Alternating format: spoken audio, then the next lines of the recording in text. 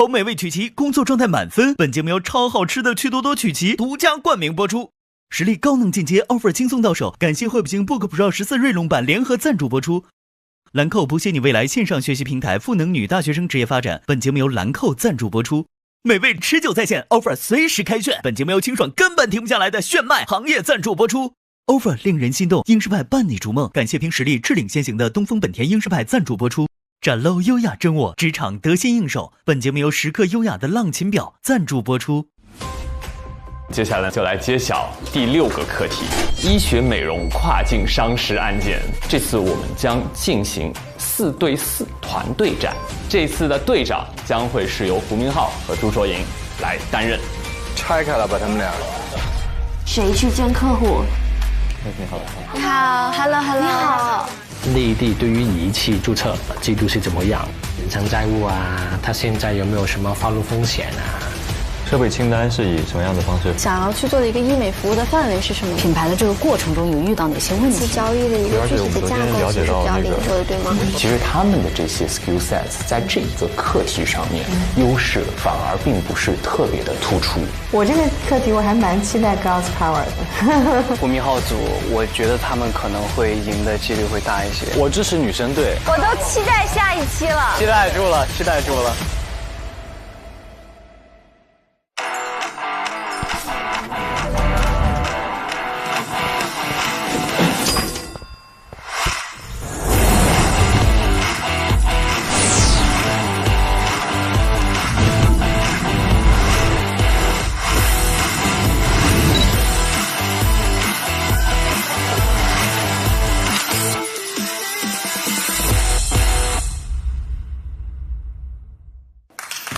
欢迎大家来到腾讯视频自制的国内首档律政职场观察类真人秀《令人心动的 offer》第5季。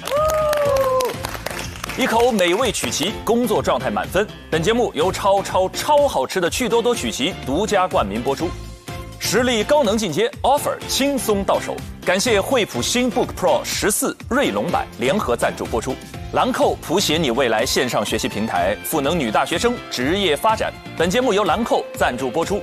美味持久在线 ，offer 随时开炫。本节目由清爽根本停不下来的炫迈无糖口香糖行业赞助播出。offer 令人心动，英式派伴你逐梦。感谢凭实力智领先行的东风本田英式派赞助播出。大家好，我是陈明，还是一样欢迎我们的老朋友，欢迎小明哥，欢迎陈烨，欢迎大甜甜，欢迎俊林，欢迎运晨。哎，又回来了！你是我们本季第1位返场的飞行嘉宾哎。他上一期也在，你忘了老师？上一期大甜甜不断的那个精进老师上升，你知道吗？哦，对。何必还请我回来呢？让甜甜老师继续扮演我好了。你不在的时候，我还要负责扮演你呢。今天是一对双胞胎模式啊，欢迎静静。而且我们知道，你上一次录完我们节目之后，回程的飞机上有非常多奇妙缘分的发生。我分享给了大家，我错了。据说你遇到了人生的 crush。我真的，我不但 crush 了，我冲动还行动了。你行动了，快分享一下。因为那天录制啊，其实我的情绪是非常波动的，我跟甜甜已经哭到就是妆全都花了。但是第2天呢，我还是就是赶了早班机回去，然后走，然后我就在机场看到了锃光瓦亮的一个油头。锃光瓦亮的油头是个褒义词吗，朋友？一般是锃光瓦亮的光头。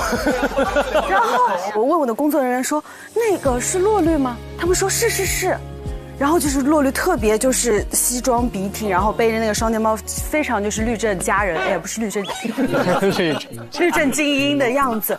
然后呢，我就跟他一起上了飞机，我坐在前面，他坐在后面，我就回头看到他。洛绿前一天给我带来的感动太大了，对，我觉得我们都很感动。然后我就立刻我说空姐，不好意思，可以给我一张纸和笔吗？啊，然后那个空姐就给我了，然后我就写骆律师，然后啪啦啪啦洋洋洒洒，一开始字写的非常的大，我的字就越写越小，然后写完了之后我就说，小姐姐，你可以帮我交给后面的骆先生吗？然后那个信交完了之后，我真的觉得没有做过这么冲动的事情。哇哦！然后我准备睡觉，然后骆律就过来了。真的？然后骆律就用他那个非常标准的带一点点口音的普通话说：“晶晶小姐，我真的很喜欢你。”你俩好上了？没好，这哪一下就好上了？大家工作吧，好吗？这是工作场合，不要再占用我们录制的时间。我相信多律要看到这一期，多律真的疯了在家。绝对疯了！我还蛮期待看到一个纯理性、如此理性的灵魂，遇到那种感性冲击的时候的一种状态。明老师，让我再说一句，来，多律多多包涵。不好意思，我们只是开个玩笑，好，我们现在要回到我们的任务当中来。今天是我们录制以来非常刺激的一次流程的设置，因为我们在看所有的 VCR 之前，要先投一轮票。我们先回顾一下上一期我们看到的这个具体的项目。实习生们在香港展开了医学美容跨境商事的非诉类的课题考核。那我们现在是分为2组，胡明浩和朱绰莹是各自带领一组展开了备战。接下来呢，2组要向客户来进行汇报了，哪一组更胜一筹？我们先要根据此时此刻2组实习生的对战牌面进行一轮猜测。来，我们上牌面。在今天呢，我们的2组实习生会按照这样的一个分组情况进行3个回合的比拼，每一轮出战的实习生此时此刻就已经在牌面上了。这边第一轮是胡明浩，然后是肖阳、王毅，然后是黄凯。对面呢，第一轮是朱绰莹和许文婷，然后是张雅琪，第3轮是汪雨桐。金靖上次可能没有过来了解啊，他们现在要做的是一个跨境的跟医美相关的商事，所以那边呢，朱绰莹就选了一众的女将，他觉得这是大家比较熟悉的领域。那这边由3位男生加王毅来组成。那我们现在要预测一下，经过3轮的比拼之后，最终获胜的会是哪一队？我们现在在对应的队伍上会贴上一个胜字。上一轮只有我和小何老师。小何，对，猜了那个朱绰莹。晶晶老师，我想给你拉票。是这样的，因为这个案件的背景发生在了香港，他代理的是香港的买方，就他的客户是香港的公司，所以他可能在这个客户的沟通上，他这个香港的语境当中可能会有更高的适配度，所以我方观点觉得，我们支持 King 队在这一轮会有小小的优势。同意。我补充一点，纯叶姐。再来，中辩对。洛律的2个实习生也在这一队。哦，哇，立刻加入。这是工作不是升级。对不起。我想问一下，咱们这一队4个人连一个字都不说吗？我拉一下啊，是这样的，我是觉得胡明浩跟王言宇他俩不是以前经常组队吗？他俩胡言乱语组合。胡言乱语，而他俩就是强联手。不是说他俩能力最强，我只是说他俩每次打组合牌的时候，都是感觉还挺成功的。是的。我觉得刚才说他们2个的这个组合，这点其实很打动我，因为他们2个在整个知识体系上几乎是无死角的覆盖。是的。而且2个人的性格在一起搭配那种感觉啊，见面就像是金靖碰到洛律一样，就是契合。就是有一种融合的感觉，再加上肖阳有非常深厚的学术功底，同时黄凯又是一个非常棒的辅助，所以我觉得这组整个的搭配看起来很优秀。但是那边确实朱绰莹对于香港法的熟悉，主场优势，对，加上整个医美行业的了解，会不会就确实很难说。这样我们先投个票好不好？此时此刻我们觉得胜组是胡明浩队的，请举手。4票，那么剩下的3票就不言而喻是支持 King 队了。此时此刻投票结果4比3，胡明浩组小领先。好，这是我们的盲猜推理，我们的推理是否正确？接下来实习生们的表现到底怎么样？一起来看第一段 VCR。Hello， 你们好。Hello， 你好。几位律师，我们可以这边请。对。有人先在这边稍等，我们会进去进行发布，大家请坐吧。好，谢谢。朱绰莹看着像他们的代教律师。说的很有道理，气场在这拉满了啊。Hello， 来粉 ，Hello Ken。哇，洛绿，锃光发亮，锃光发亮来了，我好羡慕你啊。Hello， Ken。给您介绍一下，这个任文仁律师是我们北京办公室的合伙人，刘思远刘律师也是北京办公室的。你好，你好。还有陈一美陈律师是我们上海办公室的合伙人。先简单的聊一下，然后说一下可能你们对于整个的这个今天 presentation 的一些这个 expectation 啊，这样子。谢谢。可以的话，尽量去记一下他们这些项目的名字。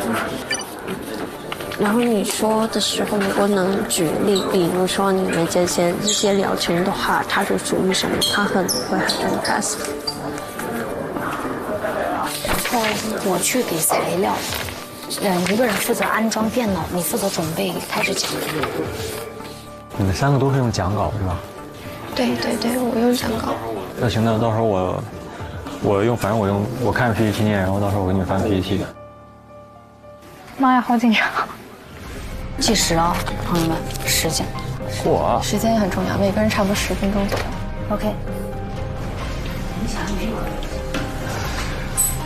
是李先生哈。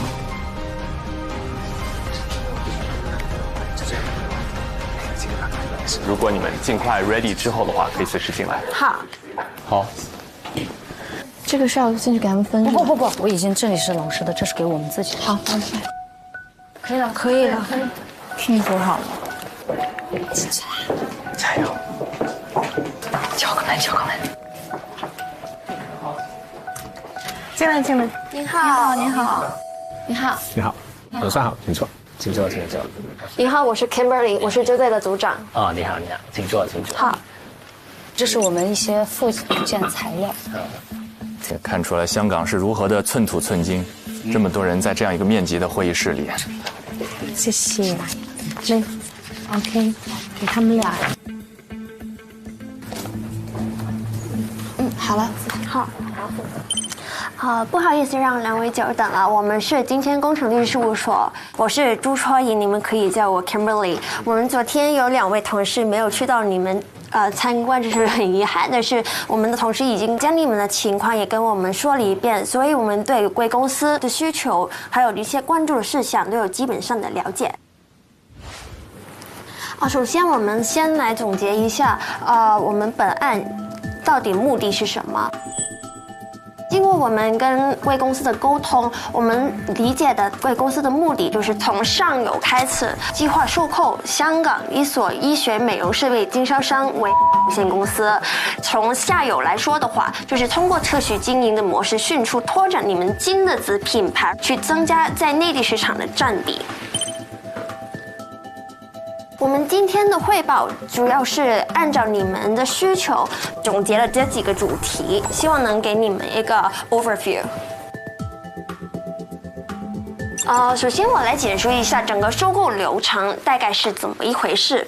首先，我们有初步谈判、资料互换、前期的经济调查，就是我们现在刚刚身处的这个阶段。如果是继续进行下去的话，就会由双方协商去修改股份买卖协议。如果是没问题的话，双方就会签署这一份股份买卖协议。然后我们同时也需要再进一步进行经济调查，来查看一下到底这个公司是否有存在一些风险的问题。我们有意见，还有就是以我们现在有的资料为前提，我们先分析一下我们在经济调查里边的一些观察，还有一些应对的方案。首先是我们很关注的分销网络，股权变更后是否会影响分销商协议的有效性？因为它有机会影响到贵公司在收购以后去使用和分销器材的权利。我们在尽职调查里面，对方为我们提供了2份处于美国的器材供应商订立的经销商协议。从这2份样本里面，我们其实没有发现它有禁止股权转让的相关条款。我们针对了里边可能会存在的条款，如何排除掉这些风险。需要最明确的让他们来同意不会以股权转让或者是董事的变更作为终止任何分销商协议的理由。然后第二个，未经事先书面认可为只可以向最终用户销售产品，或者向其他 retailer 去销售产品。因为我知道贵公司就是除了想要把这些产品推销给客户以外，还想把它分销给其他的医美机构，所以我们需要取得这些供应商的书面同意，容许我们分销给非终端用户。讲到点子上了。第二就是我们要发现里边一些潜在诉讼或者是隐形债务的一些问题，我们以后要怎么去把它找出来，然后处理。其实我也尝试过去 company registry 和一些 public searches 去搜一下他们有没有进行中的法律诉讼，我没有发现任何现在法律诉讼。Kimberly 她就是能够抓到一些特别的加分的点，一下子就让人很被打动。上来的开场白，我觉得在商业上做的也不错。所以整体而言，我们认为现有的条文对于潜在诉讼风险已经提到相对充足的保障。好，完了，我觉得待会儿我要换票了，我觉得。欢迎来到 Kim 组。我也想，你也想换对不对？Kim 这个表现真的没有一个字的废话。我会留守的，因为胡妙他们组还没有展示呢，对啊。现在我会让我的另外同事再继续讲解一下。好，你好，我是 Kimberly 的同事，我叫许文婷，然后接下来会继续为贵公司介绍关于尽职调查的其他情况，包括会遇到的法律风险。如果您有任何不清楚的问题，欢迎随时向我们提问。首先就是在我们尽职调查当中发现的一些财务状况。就2020和2021财政年度而言，收入扣除直接成本后，整体的盈利是比较理想的，没有出现很大的亏损。接下来是它的财务状况方面，我们在尽职调查当中发现了它对于子公司投资业务的这个子公司的身份、股权都是未明的，而且这个董事会决议当中呢，有多项是为高额的对外贷款，并且我们发现了它的一些放债的债权非常有可能构成放债人条例下的非法放债的。应对方案的方面呢，我们提出，首先在买卖合同方面，第6.1条交割前可以对目标集团包括其附属公司进行业务的相关的审查。我们建议以价格调整的方式进行定价。部分的代价是反映了子公司以及债权的估价，现在是不用确定，我们日后是经过尽职调查确定了子公司的估价以后再确定。并且我们为了进一步保障贵公司的利益呢，可以以第三方托管的方式扣起部分的代价。21年度财政年度而言，收入扣除就是一个总结，就是我们刚刚已经提到的整个权利主张，卖方违反保证或者未尽其最大努力满足先决条件的话，那贵公司就可以拒绝进行交割了。但是最后还需要贵公司去关注一下关于卖家保护条款是否合理的这个问题。补偿金额是限于港元的2000万，然后是否过低，这个是需要讨论。2000万是什么？补偿金额，最高补偿金额。对，我们 consideration 是多少啊？那这老板好懂啊，懂才当老板呢。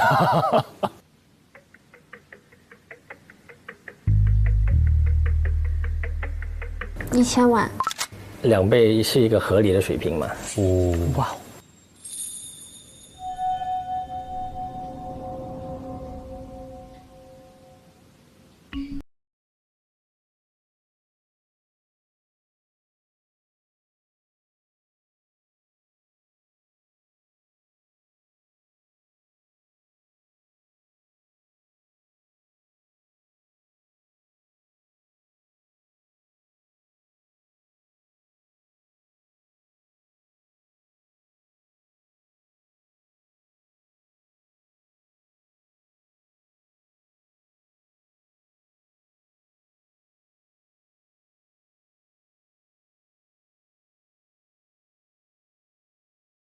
意思就是说，他去违反了一些条款情况下，就算我们没有损失，他也会给我们赔这个金额。除了补偿以外，他是 breach of warranty， 引致我们一些损失，我们也可以就这个损失去提告。所以这个损失 damages 来说的话，就不属于我们刚才说的2000万的补偿里边。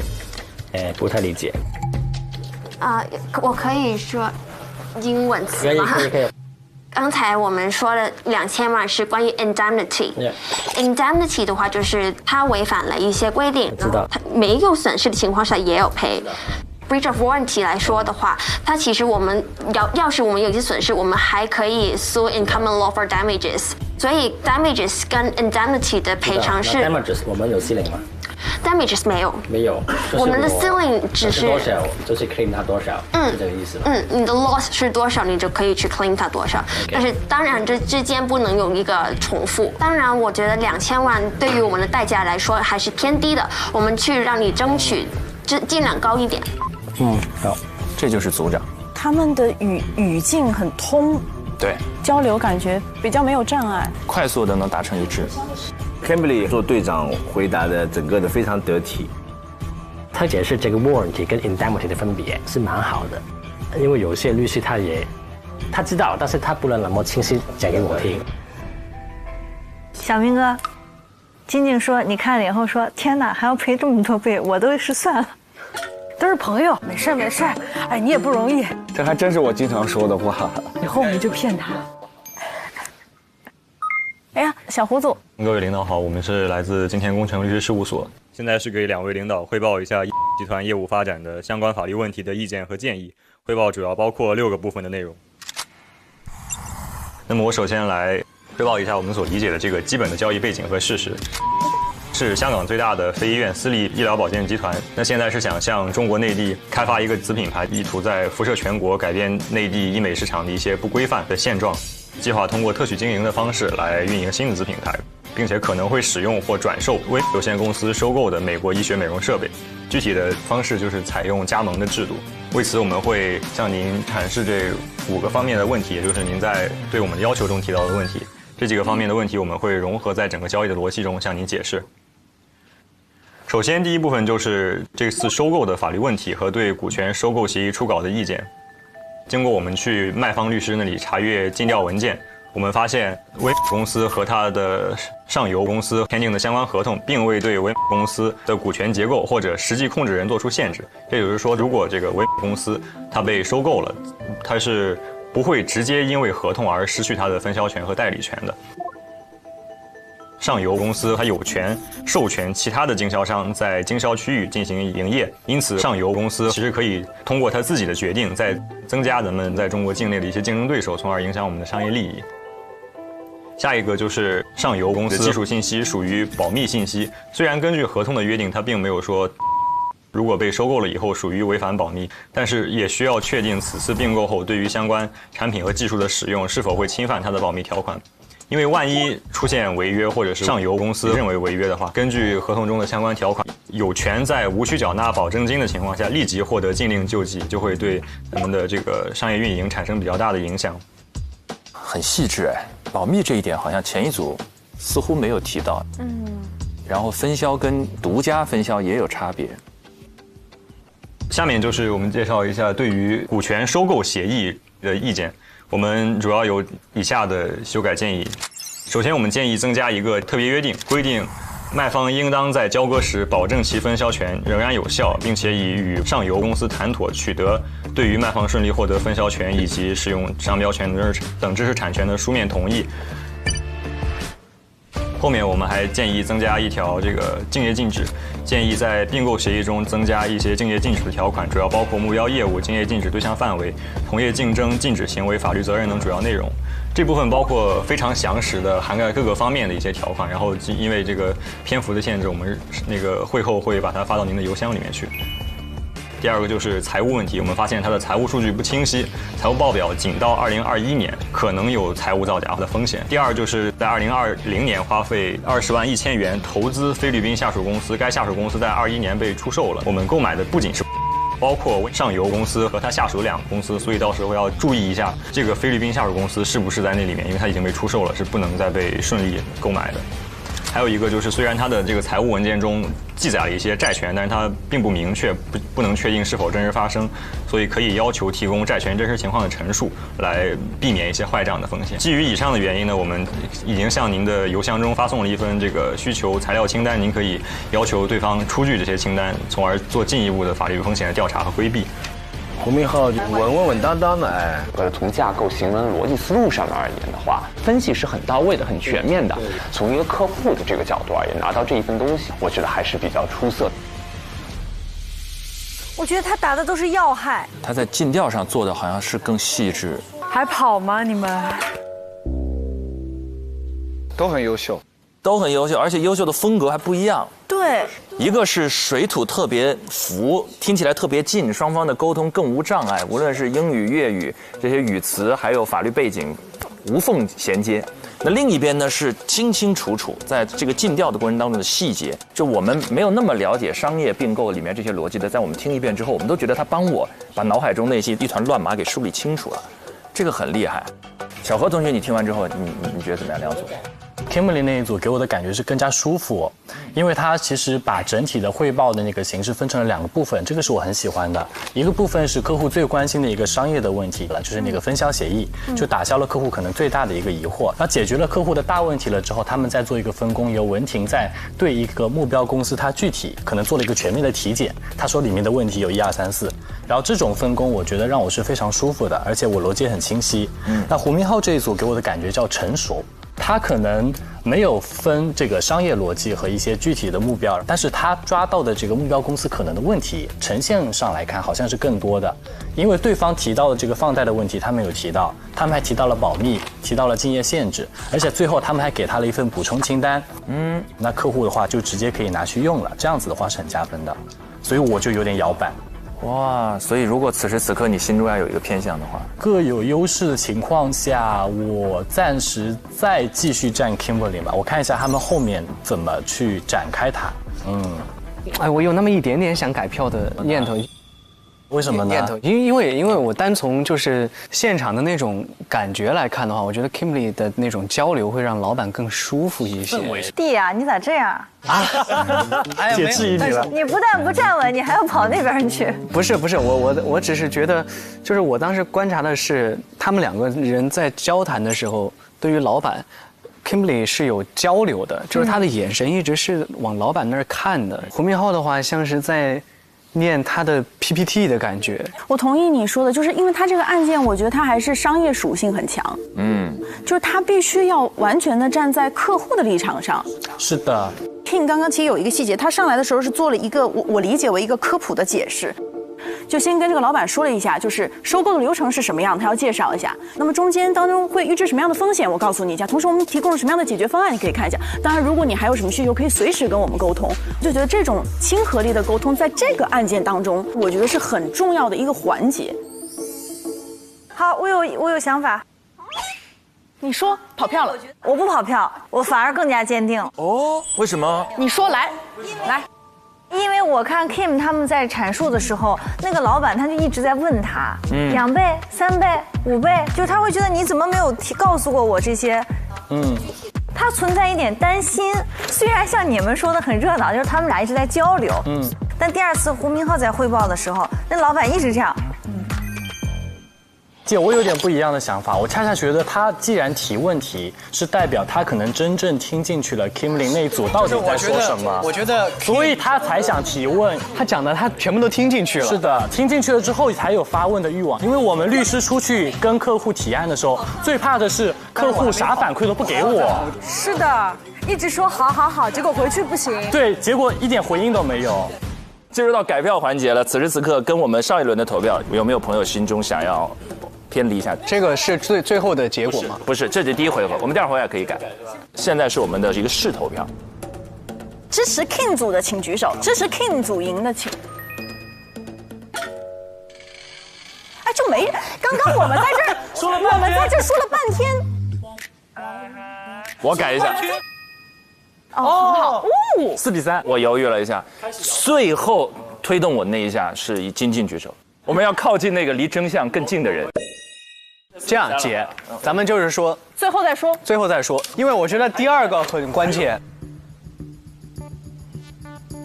还有1回合，这1回合才是真正的主体的 PK。那我们先暂时咻 ，Kim 现在微微有优势。我觉得那一轮，因为景甜姐刚一直说弟你要改票嘛，不改。感受到了压力，我的眼神是不要威胁弟弟，柔里带刀，绵里藏针。好，那接下来我们一起来看一看第2回合两组的对决。这次我们准备了这么久，马上就要汇报了，我觉得我们肯定没问题。那来块趣多多吧，好好表现啊！是趣多多大块曲奇。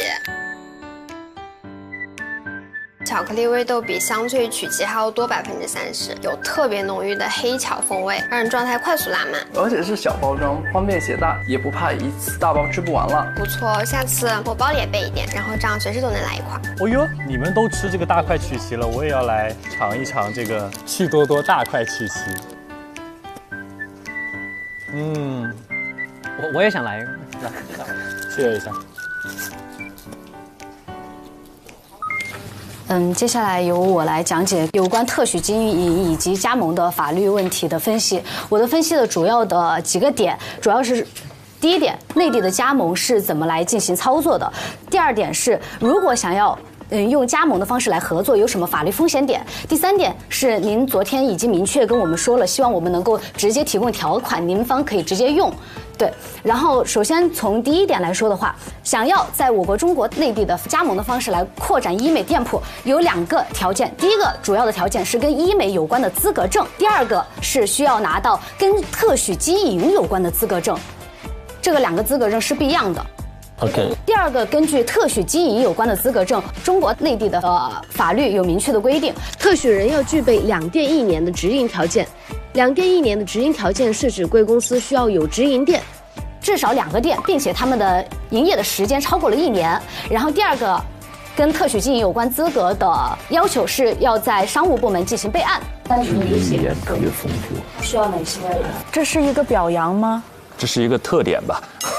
你想我们？我觉得是个表扬。我说吧，都是金靖害的，肯定是受到了你的美丽又快乐的感染性。然后接下来我们来说，在内地用加盟的方式进行医美合作的法律风险点。我主要是从民事、行政以及刑事3个方面进行法律风险点的提示。首先是关于民事方面，商业秘密可能被加盟商窃取。对于这一点的话，我们建议与加盟商签订的合同中的竞业条款中进行一些规定，对违约责任进行严格的规定。接下来进入到行政责任的方面，国家对于特许经营它有一些明确的规定，它具体的法律规定都已经在附件3中了。那行政责任这一部分的具体的细节，那我要不先跳过？可以。好的，然后接下来是我们的刑事责任的这个方面，还有一个特别的提醒，就是我们的特许经营人需要提供稳定的营业指导技术支持。内地的法律有规定，如果没有提供这样子的业务培训啊，或者是服务支持的话，加盟方他可以来请求解除合同，并且要求我们品牌方来承担违约责任。对，这是一个提醒事项。可以往上。第2，我有兴趣想知道多一点。你看他是感兴趣的，对，他快速略过了4个方向。关于非法集资，不知道有没有准备，希望准备了。他可能没想到客户会问这个细节。是。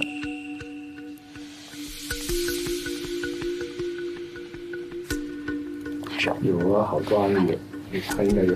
这个摸到不中。有啊，好多案例的，他应该有。每一年都有人抓。这2人开始给压力了。非法集资，它就是以一种，我们会提出我们向加盟商承诺，如果你加盟了我们，那么你将来可能会得到什么非常高额的回报。是吗？明确的一个回报。它这里有一个重点是在于会承诺有高额的回报，这个非法集资。他们自己提出来的 PPT， 他们自己写的，然后客户现在就转第2条说让他展开讲解。比如加盟商想加盟我们，他没钱，他去众筹1000个他的客户或者是你们朋友，众筹每人5万，1000个5万就5000万回来，然后就开一个加盟商，他算不算非法集资？好问题啊！这个在实操中做加盟这个方式上来讲，一定会遇到的一种境遇。它算不算非法资质？对。首先，加盟商和我们品牌方这个关系是，加盟商它是一个它成立加盟店，它是一个公司，它是一个主体。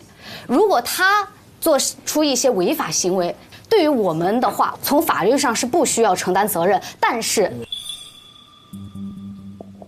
这种行为会对我们的品牌影响力造成影响。雅琪这边胆儿太大，客户问的什么问题，你知道的不知道的都能接，或者说通过合同的方式提前进行规避。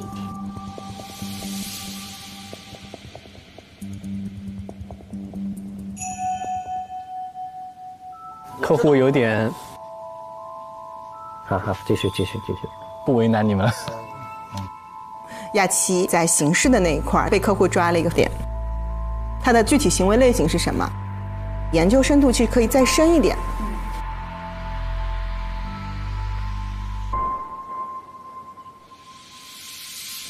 这个估计他们组没有想到会问这个，但是我觉得刚才那个代教律师说的好，就他们写在上面了条款，应该要准备好被提问，至少要大致了解行为的边界，法律如何界定，它的构成要件是什么？对，在两地之间的差别。然后在第6部分，我们团队将讨论用特许经营模式来发展子品牌作为一个医疗机构品牌的合规问题。然后在这个问题上，同样的，我们团队也提供了2种不同的方案。方案1是将子品牌作为一个设立在中国内地外的实体。方案2是将子品牌看作一个是设立在中国内地内的实体。如果子品牌是设立在中国内地外，那么子品牌需要向相关的部门进行备案。根据《商业特许经营条例》第7条的规定，对于境外实体仍然适用。也就是说，备案条件需要满足2店1年，子品牌需要拥有2个直营店，并且稳定营业满1年。然后在备案程序方面，子品牌需要在首次订立特许经营合同15日内向商务部主管部门备案，才能在中国内地开展特许经营的活动。请问一下，直营的那个标准是什么？必须要100%控股，还是合资，还是管理公司管理就算直营？相关的判断标准，其实我们看到有2种不同的解释，其中一个最宽泛的解释是包括了母公司、子公司或者是兄弟公司和姊妹公司都算是管理公司都可以。对。OK， 不控股了，不控股就不算了。对，需要控股。1都不算。对。OK， 明白。稳了。这就是底子。接。陈明老师，我已经有点想跑回来了，我也有点动摇了，是不是？啊，就这部分来讲，我看不到。好，关于特许经营中的商标冲突和商业秘密保护，首先我们团队以子品牌为关键词，在中国商标局的数据库进行检索，发现在第10项下，子品牌这一个商标还没有被注册，但存在大量相似的商标。然后在第44类项下，子品牌显示已经被优先注册，所以如果不是一集团旗下的公司，对，是我们的。是吗？是我们的。那没有问题。所以那我们这样建议可能是需要您将那个注册类别扩展到第10类项下，因为第10类是包括了医疗器械。据我们所了解，这也是您未来希望发展的一个商业方向。然后其次，由于商标及其他商业秘密具有巨大的商业价值，所以我们团队建议子品牌应该和加盟商在特许经营合同中约定，合同终止后，被特许人不能再使用其所有的商标、名称、标志等各种权利和商业信息。然后为此，我们团队提供2个保护相关资产的途径。哇塞，这个延展的是那组没有。首先是通过合同的保密条款，还可以通过反不正当竞争法进一步对加盟商的不正当竞争行为进行防范，可以通过明确法律责任来达到这一目的。理解，好，谢谢。Good。那点是有贡献、有价值的。肖阳注意到商标注册的问题，我觉得这个也是他钻研进去看到了这些东西，就是适合客户需求的一个东西。肖阳的基础知识真是太扎实了，他说话不着急，让人很舒服，就感觉他心里有谱有底，娓娓道来。强啊！王毅都还没发言，这一组，我的天哪！然后我会再详细讲一下特许经营权，我们把这个子品牌设立在中国境内的这样一个方案。因为我们要开展医疗业务，那这个时候就逃不开这个医疗机构相关的一些规定，所以这种情况下就必须要合资了。那么合资的话，要满足这个中外合作医疗机构管理暂行办法的相关约定，然后咱们还需要获得卫生行政部门颁发的设置医疗机构批准书，然后还需要向商务部申请批准后取得这个外商投资企业批准证书。这2个证书其实基本上在1个月就可以拿到。然后接下来我会给2位讲一下这个中国内地销售医学美容器械的法律问题。首先，我们在这个销售美容器械这方面有一个原则性的规定，就是这个医疗器械监督管理条例。然后，像中国内地进口一些医疗器械的话，还是需要注册或者备案的。那么这个注册跟备案如何定义呢？其实内地实行的是一个3级管控的机制。第1类的这个医疗器械主要实行的备案。然后第2、3类主要是实行的注册的这样一个方式。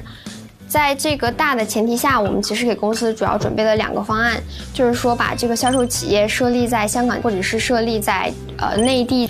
另外的话，我们就来看一下这个注册与备案的时限问题。如果是想备案第1类医疗器械的话，一般1个月就可以完成。但是对于第2类和第3类，其实时间就比较长。如果不需要临床评价的话，也起码要15到21个月。好细呀！哇，我讲得超清晰。然后另外对于3类器械来说，无需临床评价的可能是17到23个月，然后需要临床评价的是35个月。所以公司这边如果对于时间这方面有要求的话，其实可以尽快的把注册审批做起来了。我的天！申请合资的公司可以直接全资。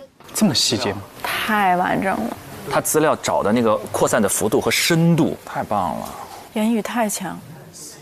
能不能说一下搞医疗机构中外合资对于外方我们其实有什么要注意一点？哇，这么宽泛的一提问。这个范围其实还挺宽泛的，然后您这边就是有想特别知道的这个？你肯定医疗机构没有港澳台就是纯外资能拥有吗？因为我看到实际上是有的。这个其实是要看，就是说这个机构在中国的内地开展这样一个医疗服务，到底需不需要取得这个医疗机构相关的许可？可能有的机构它其实不需要许可的，那么它就不满足这个医疗机构这样的一个要求，所以这种情况下就不需要合资进行。给你2个案例，你到时候回我吧。一个就是眼科医院，一个就是深圳医院，你搜一下，他们应该纯外资来的。我想知道他是怎么做得到，因为你这里说条例上面是不允许吧 ？OK， 他们2个应该是香港公司来的。OK， 可以，我后续会把这2家公司跟公司的不同之处发过来。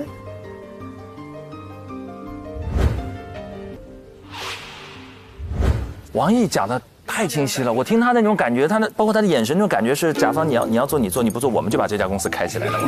我都已经摸清楚了，我自己都可以做的感觉。肖阳表现也特别稳啊。对呀，挺好的，特别好。肖阳是主修知识产权嘛，所以他打这个商标，其实相当于打到他自己的一个很舒适、很熟悉的范畴。所以他提出的这个商标的这个东西，其实客户非常的满意，而且是另外一个组。有一点点盲区没有展开到这个，完了，真的开始摇摆，你还需要摇摆吗？真的需要摇摆。我听下来的感觉就是，我觉得用一个行话讲啊，就2组的这个颗粒度给我的感觉就完全不一样。用词好高级，哎呦，颗粒度，哎呦，快给我们普及一下颗粒度是什么意思？就是举个例子，网易言语它告诉我们说，你需要医疗器械，对吧？那第几类？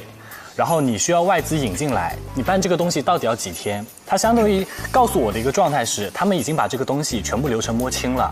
你们想要实施，我们随时可以帮你办，我们很清楚。这已经细到我想掏钱了，就对的。因为刚才我看那个2个老板之一，他们对那个非法集资特别在意。对，他们是懂的。他们刚刚还问了，就是他说。他应该准备了吧？有挺多案例在这儿了吧？他不会没准备吧？每年都有好多的，他肯定会找到。我说他给压力，这2个人硬给压力。对。我要再格外提醒一下，就这一轮是我们的最终投票了。啊，相当于盲猜。是啊。先暂时把它移在这边。为什么我要说暂时移在这边呢？因为很明显在这里摇摇摆摆。如果说此时此刻我们有一点点特别不一样的帮助的话，可以有吗？我也不知道有没有。但是导演组之前跟我说，此时此刻会有一位神秘嘉宾来到我们的录制现场，有一位惊喜大咖要来。难道是老雷？老雷？他如果来到了现场之后，我们有一位观察团的成员情绪会非常的波动，直接影响到有没有可能完成接下来顺利的录制。等一下，我可以补妆吗？看了我们之前几期节目之后，说对我们的推理能力表示非常担心。这一次，为了协助我们点亮新一站的充能之路，特意请来了一位神秘大咖来到我们身边，究竟是谁？让我们掌声欢迎神秘大咖登场。从哪里登场呀？在这儿，老雷。各位老师好，各位老师好。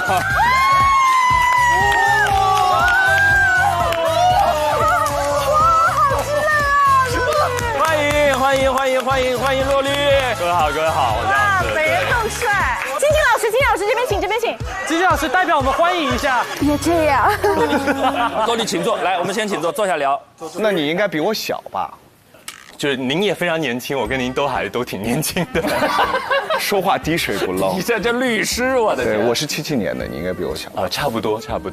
啊？70年啊？没有，这个年龄只是一个数字这样子。我觉得心态更重要。他肯定80后。小明哥刚才太夸张了，我77年。因为我觉得没有，我86年，我86年。随便问。哇，86年属虎，绝配。你属什么？我属猴，他属虎，老虎不在山，猴子称大王。静静，你不是应该这么说吗？我属于你。小明这太会了，小明哥真的太会了。金老师，反正个人情况我们俩帮你就只能问到这儿了，好不好？我想提醒在座的各位，大家在工作，好吗？我们在录 offer， 几位实习生的这个灯能不能亮在我们的手里？其实洛律之前在节目中在所有的带教导师当中，让我们每个人都印象深刻，是为什么？就是因为洛律的表面上的那种自律、专业，用极限的理性所遮盖的底下那丰富深重的感性世界。高峡平湖就是平静的理性湖面底下有汹涌着火山的岩浆在翻涌，但是那种理性是坚硬的铠甲，压抑住自己的感性，不让自己的人性突破那一。陈老师，你这段话能让我说一遍吗？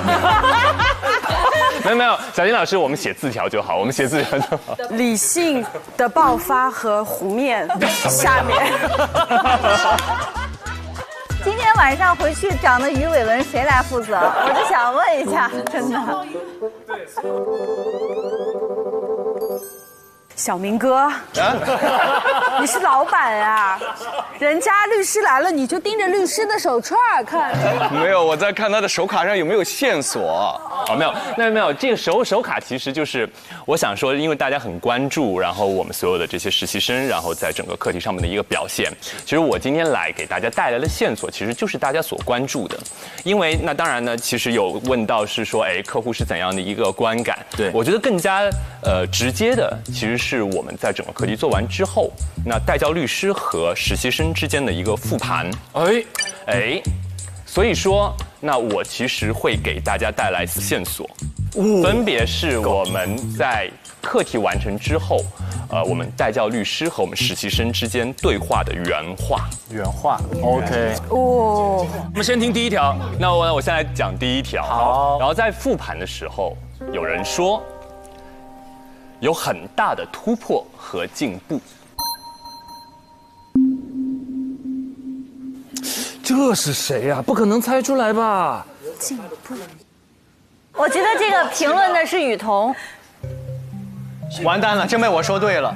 那就是好话的话，那就是雨桐队赢了喽，对吧？肯定嘛。但我为什么我会觉得是对肖阳说的呢？对，金老师就是肖阳还要突破和进步，还有很，因为他之前有从前3掉出来嘛，他不是自己很沮丧嘛？我觉得这个不叫突破。这个叫回归。就是发挥出了他应有的水平。金老师，你这轮如果猜错的话，破掉的可不仅仅是胜负，破掉的是某种默契、某种人生的未来的可能性、概率、缘分。这个节目我也赌得太大了。好了，我们先往后听了。好，那然后再说一下第2句，就算赢了也不开心。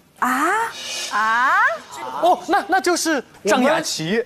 对，有点这种感觉，对吧？为啥是张雅琪呢？雅琪赢了肯定开心啊！他绝对开心，他指向说的是一个人格特质，就是这个人是那种赢了之后还会不断自省，不断的来找之前的不足。我知道了，黄凯，我也觉得是黄凯。我觉得是张雅琪，我觉得张雅琪目前只能看到张雅琪的表现。对，雅琪的那个表现确实是属于赢了，他可能也可能会不开心。雅琪内心不会内耗，就算赢了也不开心，要从这儿突破这句话，赢那代表有一个队就是赢。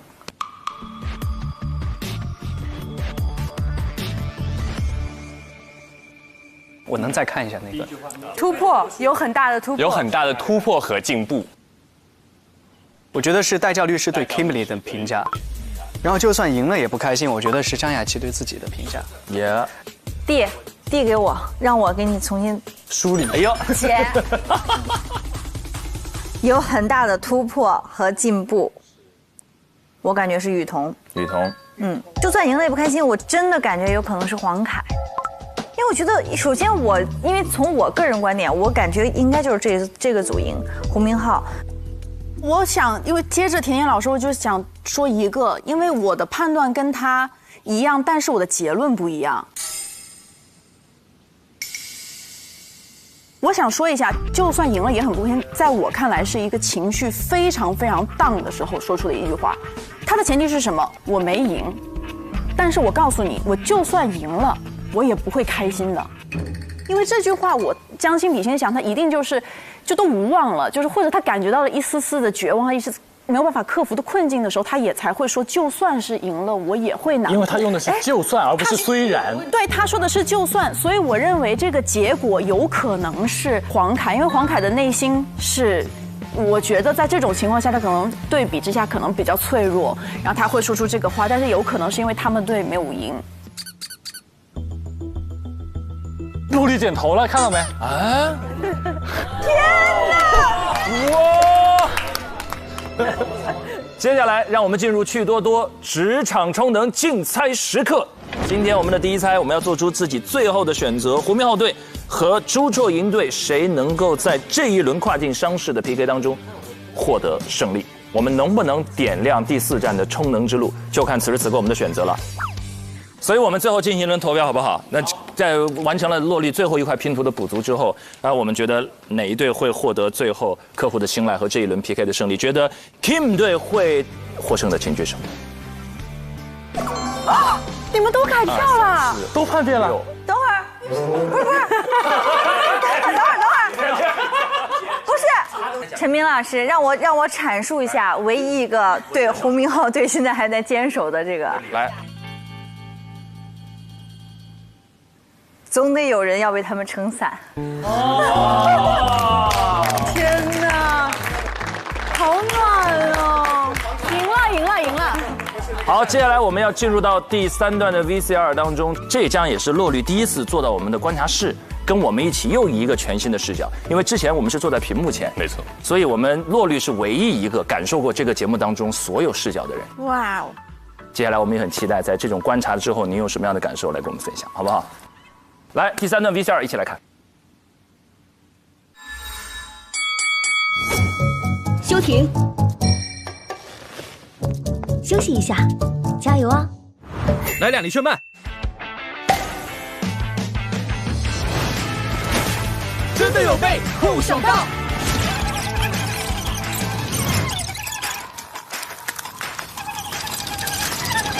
你们还要辩论多久啊？我们根本停不下来。美味吃酒，酷爽。好，那下面由我的同事跟大家继续介绍一下中国内地提供医学美容服务的法律问题。接下来是讲一下关于资质合规的问题。我们是分为7个板块，分别是医美人员资质、以及药品资质、器械资质、机构资质，还有机构广告合规，以及外资在内地设立相应的医美机构的一些限制。这个是我们真实的客户，然后也是他们真实的需求，是执行董事、CFO， 然后还有他们业务板块的负责人，能感觉到客户的专业程度。关于医美人员的资质，根据我们《医疗美容服务管理办法》的有关规定，主诊医师必须具有职业医师资格，并且具有从事相关临床学科的工作经验。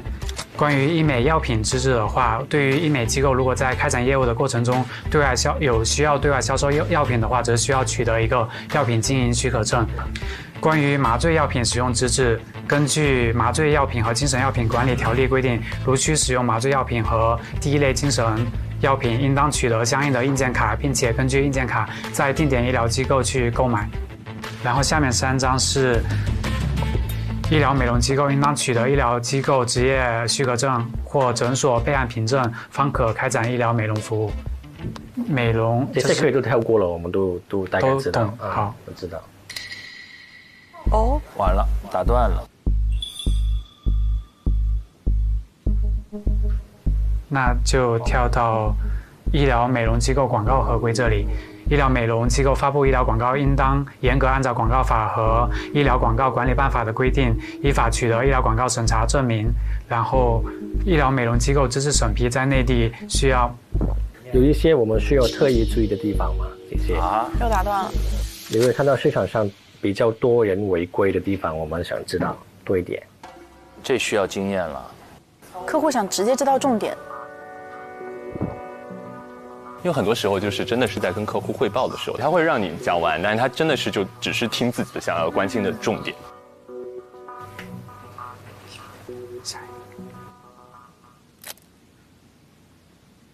这里根据外商投资准入特别管理措施和中外合资合作医疗机构管理暂行办法的规定，就没有回应。他没有回应客户的问题。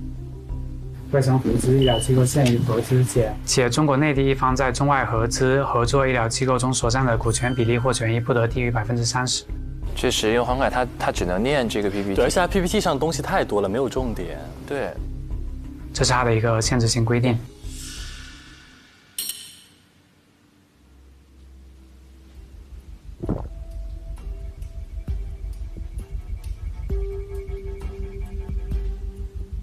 就是跟客户的表达上，他们是比较书生气的。关于麻醉药品然后也不需要把所有的法规在客户面前念一遍，这也是一个基本的逻辑。对于所销售的药品，均应当是国务院药品监督管理部门批准具有药品注册书的药品。如果医疗机构在这个过程中需要配备制剂的话，应当依法取得批准。这个客户是一个已经在这个行业做了这么多年的一个资深的经营者了，没有必要把这些很简单的法律法规把它当普法一样的给它从头过一遍。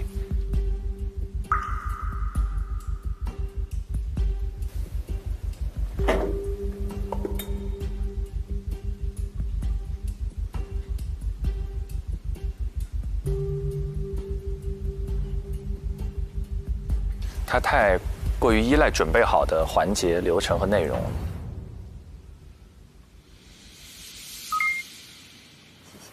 两位好。看雨桐了。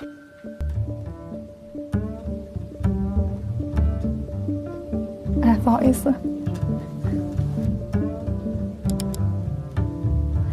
我先为二位介绍中国内地医美业务的法律规制。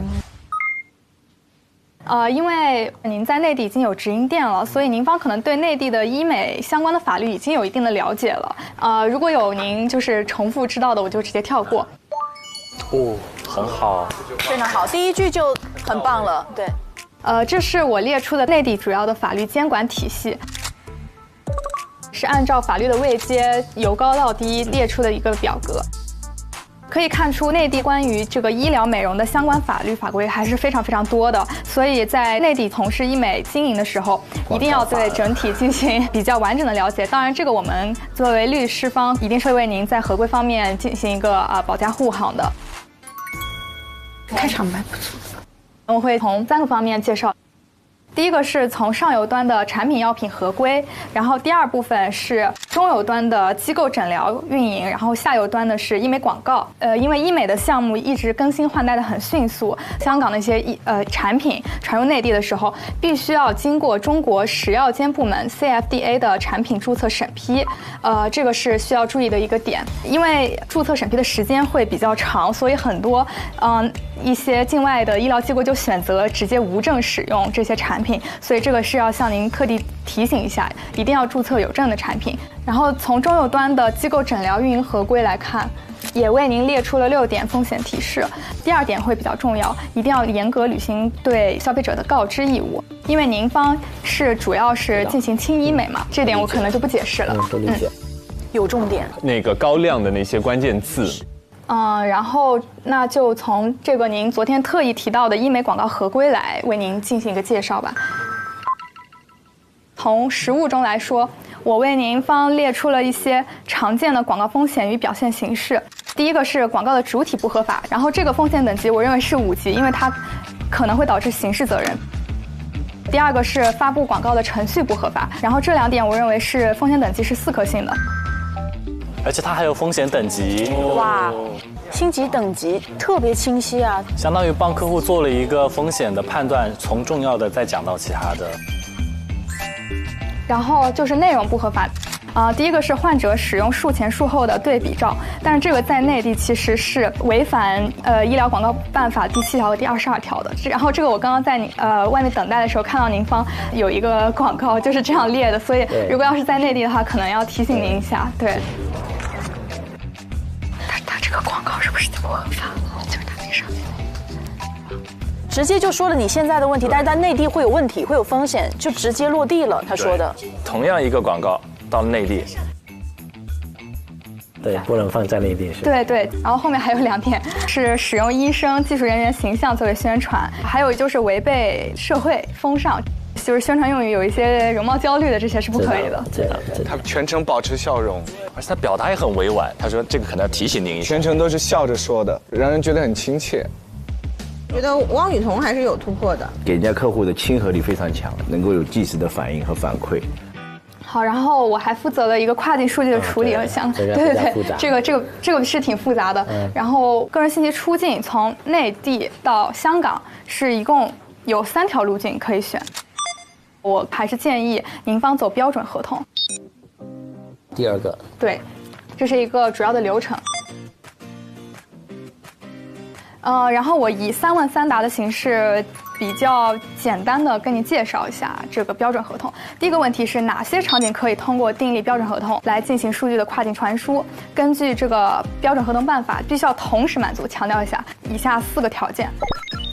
而且还要提醒您一个法律风险：个人信息处理者不得采取数据拆分的手段进行数据传输。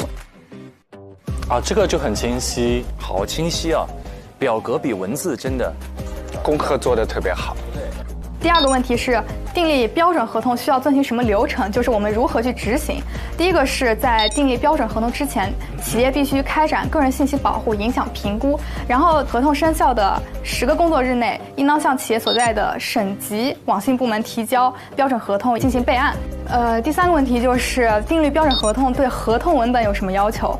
首先，这个标准合同是不得随意修改的，但是您可以在合同模板的基础上添加一些与文本不相冲突的其他条款，这个是可以的。然后第2点是在合同订立时一定要注意合理，注意义务。第3点是争议解决方式，比如说内地与香港进行有争议的时候，那么可以选择中国法院进行诉讼，也可以进行这个成员国的仲裁机构进行解决纠纷。理解。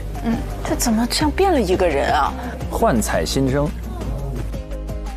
就是说，医美行业像戴着镣铐跳舞的一个行业，我觉得这是一个限度的把握。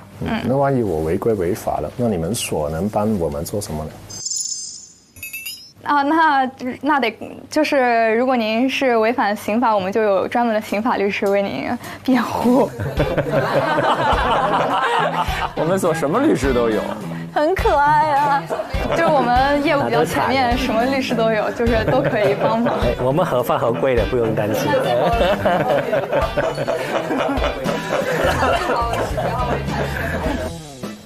陆律，你笑得好开心在里面。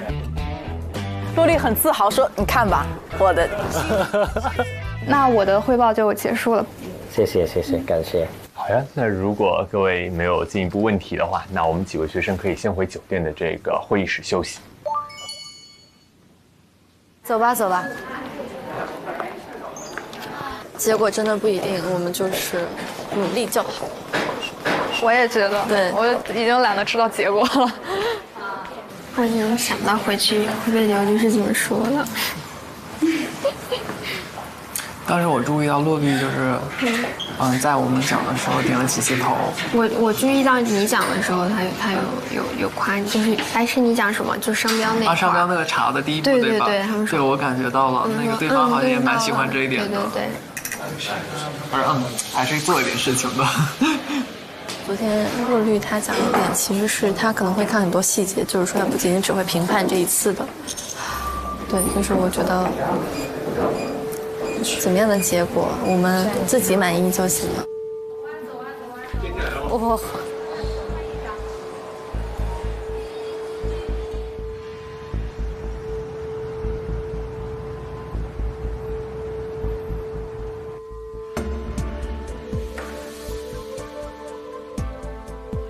最后的结果就是客户选哪个对。是，我们要看我们灯怎么亮了。好紧张啊！好呀，那我们第6个课题也都已经圆满完成了。刚刚我们和客户也是经过了很久的一个讨论，最终客户所选择的服务方案来自于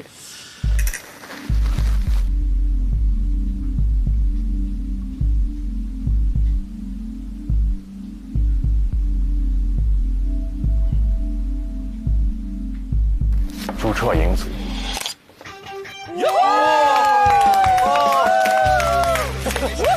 甜不好意思啦，以后我要自己给自己做主。天哪，太棒了！每一位都很棒。那所以我们朱绰营组的每一位成员的话呢，将会获得20%的 KPI。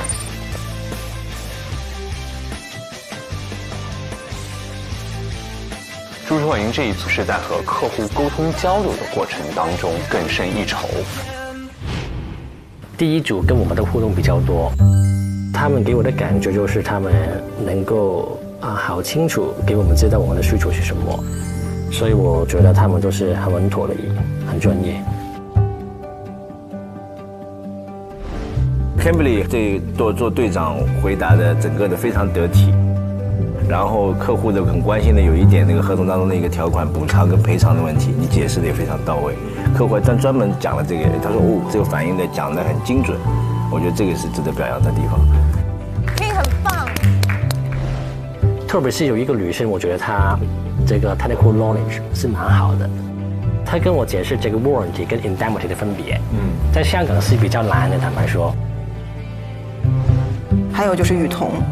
雨桐这次看到你很大的突破和进步这句话刘律讲的，包括你自己在说广告法的那一段，对于行为具体它会有什么样的一个实践当中的一个行为类型，触及的是什么样的法条，它容易造成的一个后果是几星级，你用星级去进行评定，并且结合你走进他们公司所看到他们公司一系列的广告可能在内地会引发的一些风险，这块抓得非常漂亮。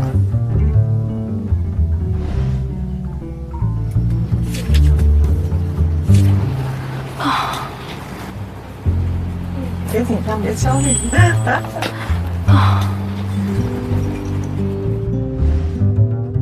第6个课题在29号的上午10点会需要将各位最终的成果向我们的客户呢做出一个汇报。你是拿着一个在答学校考试问卷的心态，再去做这一个课题。所以说的话，你不要把自己的思维、你的 focus 只是放在法律的那一部分。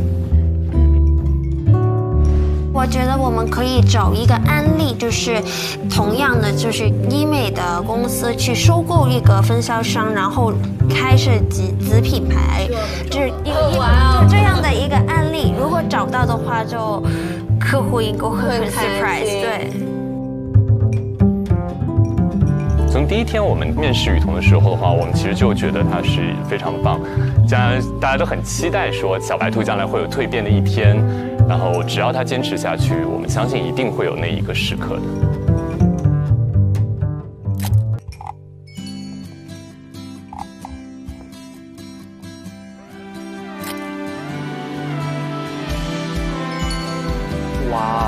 我们真的一直都在等雨桐的这个时刻，很值得这么一个时刻属于他。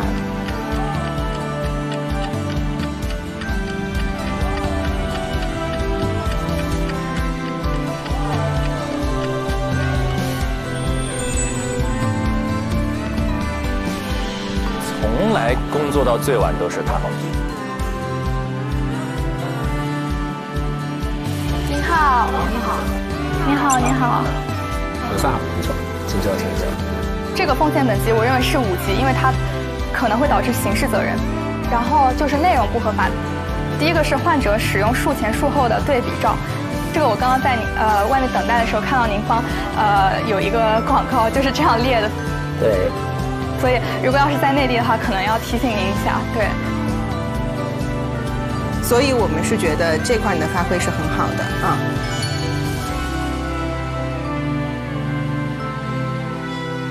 还是要说说黄凯，还是一贯的问题，就是你可能更多的是集中于文件上的一些文字，可能你去消化、去理解、去表达你自己的独立的意见的，相对会少一点。这个客户也提到一点，他是一个已经在这个行业做了这么多年的一个资深的经营者了。你有没有必要把这些很简单的法律法规，把它当普法一样的给它从头过一遍？哎呀，好，我有点替他难过，很难受。我看他的眼睛，我好心疼。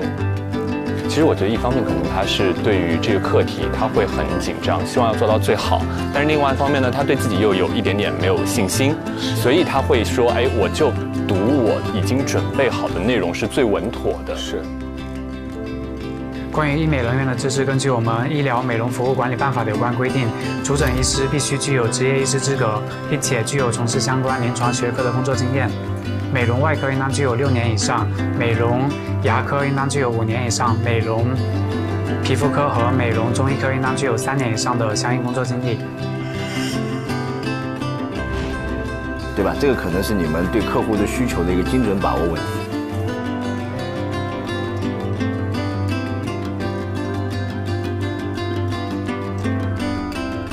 然后根据我们刚才所做的点评，你们有什么反馈或者需要跟我们分享的吗？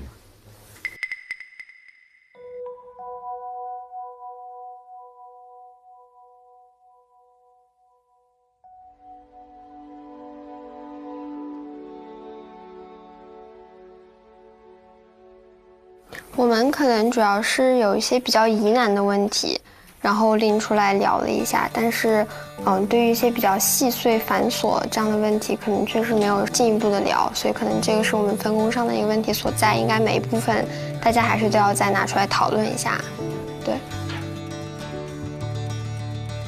再一个，我感觉我本人因为，对这方面也是从零开始没有起到一个很好的领导作用，不能给大家一些方向上的指导，然后以后我会就是吸取教训，然后，再多学习。就胡明浩自己把责任担过来了。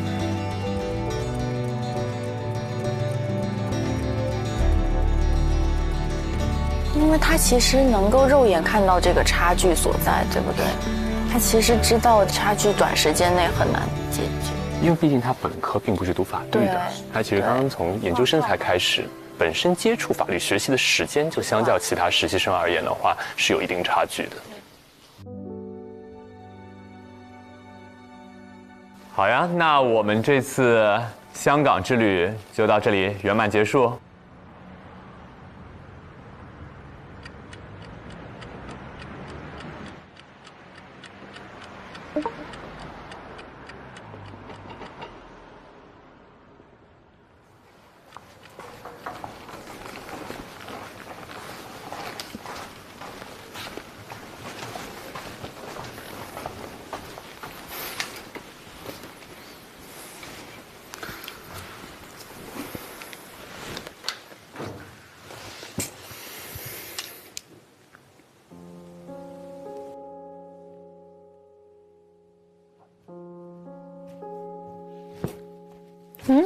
春绿、柳绿。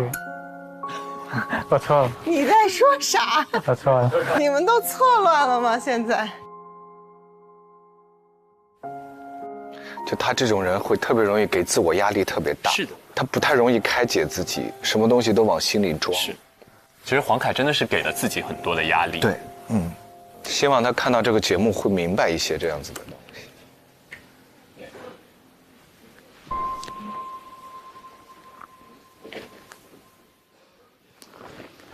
你们俩宿舍兄弟，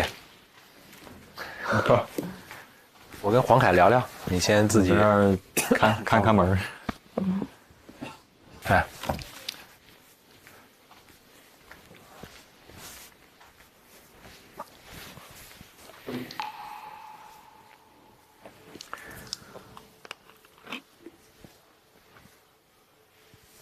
好，你喝水吧。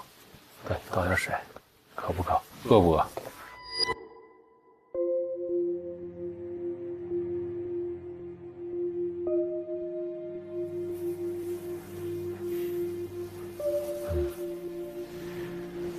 就还是对自己的表现是觉得不太满意，是吧？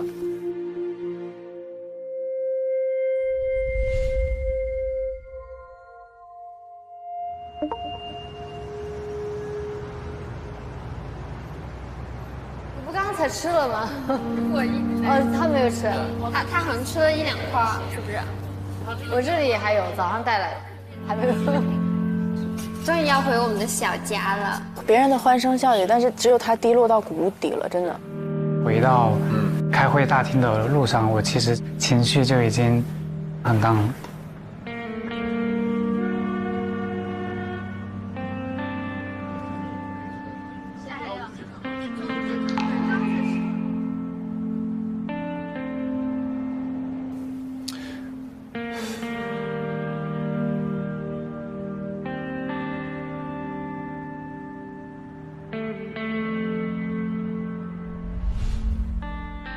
那一刻，我是觉得哪怕赢了，就是我也不会开心。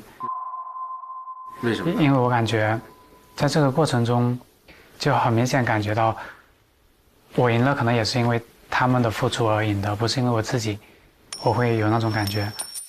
哎呀，我天哪！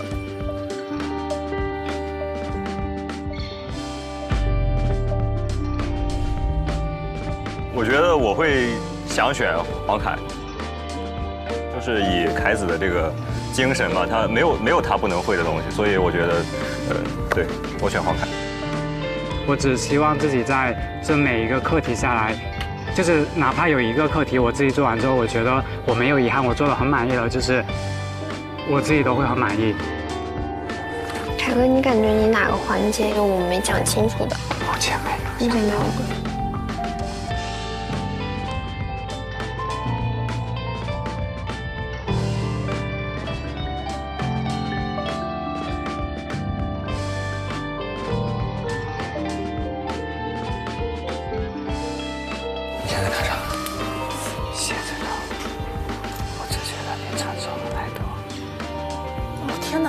听这个话觉得好难过。最终，客户所选择的服务方案来自于朱彻英组。他是一个已经在这个行业做了这么多年的一个资深的经营者，你有没有必要把这些很简单的法律法规，把它当普法一样的给它从头过一遍？那我给你一个建议，你去看一下汪雨桐在同样部分他是怎么做的。就感觉自己可能没有为团队带来贡献，因为这个原因输了。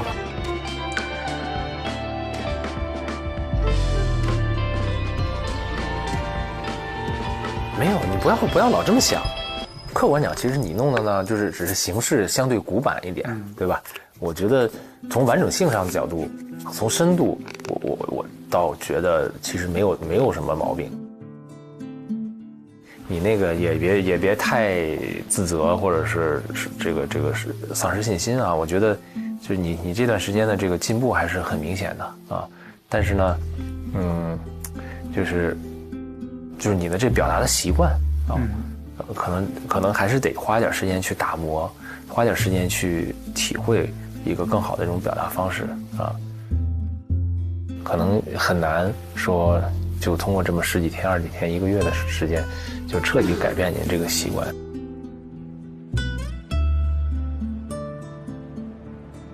但是慢慢去调整嘛，啊，更多的去加入自己的思考。是，行，早点回去休息。好，谢谢老吕。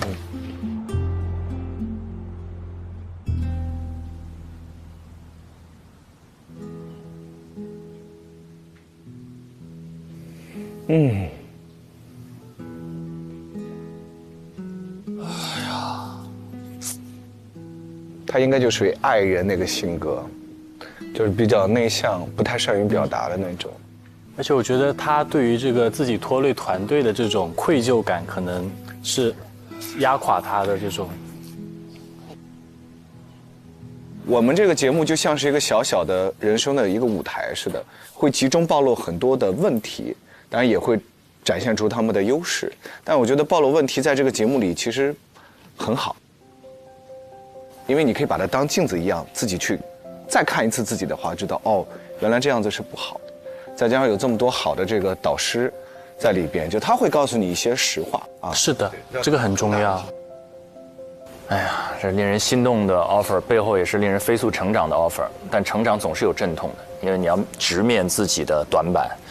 黄凯跟其他人其实有很多在所有实习生里来讲的一些特殊性，比如说的研习法律的时长，其他大部分人是5年、6年，甚至到7年的时间，然后他真正的学习就1年多。是的。另外还有这种生活经历啊和生活阅历的差别，使得他要带入到一个成熟的企业家心态，去急人所急、想人所想啊，对他来说是一个极难的要求。所以，最后他的这个落泪呢，既让人觉得心痛，但是背后有可理解之处。但是有的时候这种心痛是源于一种无奈，就是我们都知道他尽全力了，他做到了他在那个极短时间里的极限，但依然跟这个真实职场的某些需求还有着巨大的距离。背后那种无奈和无力，可能是让我们看着，我觉得小明哥刚才心如刀绞的一个很重要的原因。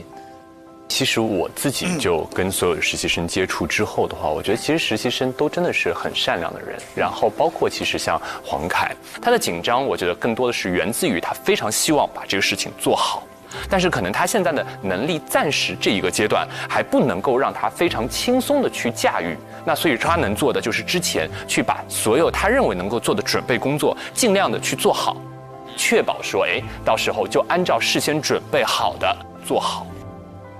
一开始的时候我觉得黄凯他非常内向，但是其实这一段时间更加接触之后的话，我会觉得他整个人是越来越外向的。在这个过程当中，他也不断的在努力，而且我觉得更加重要的是，真的也是因为身边的人会给他一些鼓励，然后能够让他把这些艰难的压力给扛过去。没错，我们在第3期的节目结束之后，我们还发起过一个微博的议题，就叫做击垮你的是工作还是情绪。是这一期其实很明显，黄凯就陷入到这个过程当中。那如果这个时候没有一个及时的止损，没有一个温暖的力量从旁边把他拉出那个漩涡，他如果继续在里面摇摆，其实是一个很危险的一个边缘。各位有没有过那种摆脱精神内耗？因为刚刚提供了一个方向是周边的温暖，还有没有摆脱精神内耗的一些经历或者经验？我有一个小小的心得，就是我认为最核心的自救的方法，就是设立切实可行的目标。实现它，通过一次一次小小的胜利来增加我对我自己的自信心和认可程度。小小的胜利比你收到的一个鼓励的时候更能带给自己的振作能力会更大，因为是靠我本人的力量赢得了这次胜利，实现了我自己的目标。所以那个时候不要光抽象的想我该怎么成为胡明昊，你不用成为他，你就做好今天1，做好今天2，做好今天3，那么有朝一日你就会跟他一样优秀。是的，我也分享一下我的日常的职场焦虑，就是我解决的方法就是大家可能提到定个小目标嘛，我可能是首先我要先睡一觉，我觉得这个东西很重要。然后有一天呢，我是在客户现场，然后工作到半夜嘛，大家都在交流工作，那个时候突然另外一个项目又突然来事情了，那我想他既然这么急的话，我也要回，所以呢我就强撑着精神，我看这个到底是什么东西，我给他回了。然后那天晚上熬到很晚，但第2天我要坐动车去另外一个项目，就很赶。结果在动车上的时候，我收到了那个项目群里面发来的消息，就是一起的其他中介机构说，何律师，你这份文件里面怎么犯了这么低级的错误？一开始的反应是，我说我能有什么低级错误？我感觉之前这方面的问题还是比较少的。点开一看，超级低级的错误，标题的序号这种都错了。那个时候我就非常的自责，然后我改，我在动车上就是弯着腰，然后又怕这个文件被旁边看到，这样子。对，然后发完了之后，我说哦，那我可以稍微补个觉睡一下。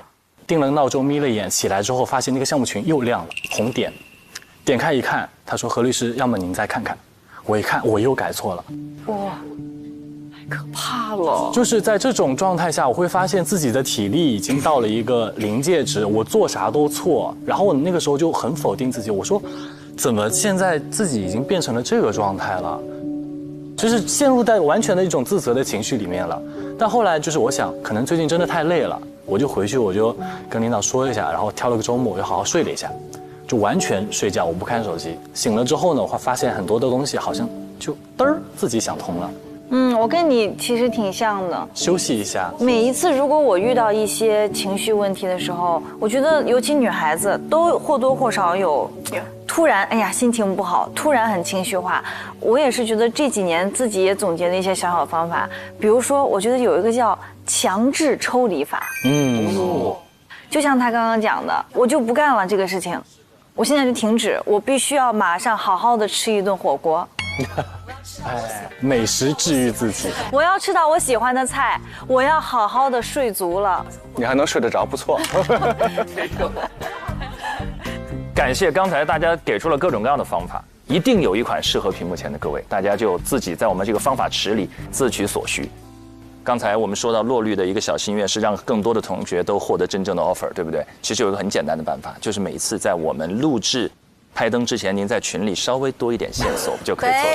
因为今天首先我们要感谢落绿，落绿帮我们点好不好？这次那必须的呀。落绿今天带来了这一个，其实看起来一盏灯，其实3盏灯。第一 Kim 他们赢了，我们值得我们为他鼓掌。我们多亮一盏灯，值得鼓掌。第3，2位的默契得到了证明，2位未来的人生之灯也可以点亮，感动。要不要这一盏灯，我们让落绿和金金老师一起为我们点亮啊，好不好？荣幸荣幸荣幸啊！这样不行吧？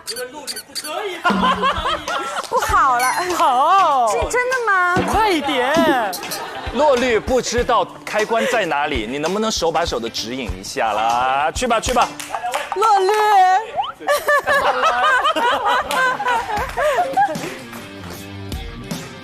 接下来要恭喜我们加油团在本次推理成功。下面让我们一起进入趣多多职场充能时刻，点亮本季的第4站充能之路。倒计时3、2、1，我的心也照亮了。太好了，那到这里我们要感谢落绿给我们带来非常重要的线索提示。今天落绿呢还要赶往上海，因为明天早上已经约了早餐。是。胡明浩和黄凯还在上海等待。对。然后今天非常有幸，然后能够来到现场，和我们所有加油团的老师，然后一起再来观看我们这一期的节目。最后的话，作为大教律师，我觉得无论是为雨桐和雅琪，还是为我们所有其他的这些实习生，我觉得他们每一个人都非常的优秀，而且非常的努力。他们每一个人，我觉得都值得 offer。从我个人，我觉得没有，我是非常希望能够给出 offer， 所以也请我们加油团的每一位老师加油加油！然后也非常感谢，谢谢落绿，谢谢。好，那我就先走了。好，大家再见，拜拜。我送送你。一起。哎，小明哥，你干嘛？对，没眼力劲儿了。哎呀，赶紧。小明哥。拜拜，落绿。背影都那么帅，这哎，下次我们按灯前就问他。不是我们吧？就是对，有一个女士要问。人家不好在群里群发，肯定是要私下问的。私聊。那我们刚刚送走了落绿，我们不知道落绿有没有同时把在座的一位观察员的心也带走。但是无论如何，我们接下来要进入到下一段的 VCR 当中，我们要看全新第7个课题的发布，看下8位实习生将面临怎样新的挑战。来，一起来看。我们今天的课题诉讼可视化。它是一种逻辑性、体系性、表现力都非常强的一种说服方式。这个案子的 KPI 是40分。哇，多少？是以代教律师的2人小组为单位，2组之间 PK。这40分在每 PK 的2组之间不是平均分配，而是此消彼长。加油加油加油！好的，快去学习一下吧。我觉得我们组还是有优势的哈。我希望你们俩能包揽1、2名。我们得稍微快一点。现在就看谁能呈现好。对，现在就看呈现好。咱们要不去会议室吧，找一个没有张雅琪的地方，对我律师好。小声一点，大胆一点。就主打是哪一个？我没偷听，我没偷听。来看看你们卷成什么样了，已经。别想搞我心态，别想。他们展现出了主要的观点，但是第一个观点是错的。他们做的这个人物关系图，其实你要突出的是哪些？没有去做这个股价的对比，在这一点上非常失分，因为这是这个案子最大的打点。准备烧邮件了，完了，要发邮件了。发了。有人的 KPI 能够破100了。一口美味曲奇，工作状态满分。本节目由超好吃的趣多多曲奇独家冠名播出。实力高能进阶 ，offer 轻松到手。感谢惠普京 Book Pro 14锐龙版联合赞助播出。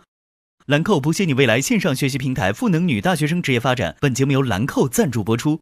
美味持久在线 ，offer 随时开券。本节目由清爽根本停不下来的炫迈行业赞助播出。offer 令人心动，英诗派伴你逐梦。感谢凭实力智领先行的东风本田英诗派赞助播出。展露优雅真我，职场得心应手。本节目由时刻优雅的浪琴表赞助播出。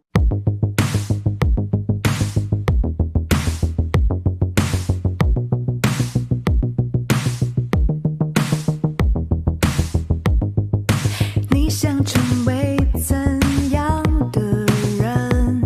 在追逐的梦怎样成真？你带着对未来的疑问，奔跑着，前行着，坚持着，拼搏着。你可以打破极限，用尽全力闯出一片天地。你可以找到自己，成为最想成为的自己。理想的路在发着光，未知翻山越岭也无妨。挫折用来试探你的胆量，奔跑吧，前行吧，坚持吧。上腾讯视频令人心动的 offer 第5季节目讨论区参与节目投票话题讨论，来 offer 信箱留个言，有机会得到专属回应哦。上微博参与令人心动的 offer 议题辩论，畅所欲言你的观点。更多精彩资讯尽在新浪娱乐、微博综艺、新浪综艺。感谢独家社交媒体平台微博对本节目的大力支持，感谢首席合作媒体新浪娱乐、微博综艺、新浪综艺对本节目的大力支持，感谢网易新闻、新浪新闻、界面新闻、智娱、成果娱乐、影视聚焦、环球在线、Do News、一点资讯、华语之声、天意视讯、WiFi 万能钥匙、中华万年历、知乎、丽丽城传媒对本节目的大力支持。令人心动的 offer 第5季，每周2、周3 19点更新上下集，会员抢先看48小时，每周5中午12点加更版，每周6中午12点陪你看 offer， 会员专享更多精彩，周中还有独家采访、神秘直播随机掉落。